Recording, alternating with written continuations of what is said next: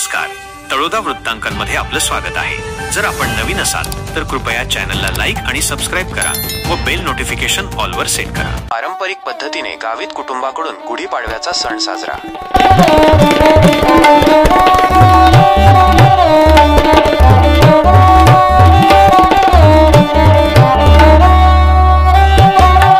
गुढीपाडवा हा हिंदू धर्मातील महत्त्वाचा सण असून या दिवशी नवीन वर्षाची सुरुवात होते। या दिवशी लोक आपल्या घरासमोर गुढी उभारून नवीन वर्षाचं स्वागत करतात। माजी मंत्री विजयकुमार गावित यांनी आपल्या परिवारासोबत पारंपरिक पद्धतीने गुढी उभारून हा सण साजरा केला। यावेळी माजी खासदार डॉक्टर हिना गावित, माजी जिल्हा परिषद अध्यक्ष कुमुदिनी गावित आणि डॉक्टर सुप्रिया गावित उपस्थित होत्या। गावित कुटुंबाने आपल्या घराच्या दरवाजासमोर पारंपरिक पद्धतीने गुढी उभारली आणि नवीन वर्षाच्या शुभेच्छा दिल्या। यावेळी विजयकुमार गावित म्हणाले, गुढीपाडवा हा सण आपल्या संस्कृतीचा भाग आहे। कितीही कामात व्यस्त असलो तरी आपण आपली परंपरा विसरता कामा नये। आपल्या मुलांमध्येही या परंपरांची जाणीव करून देणे गरजेचे आहे।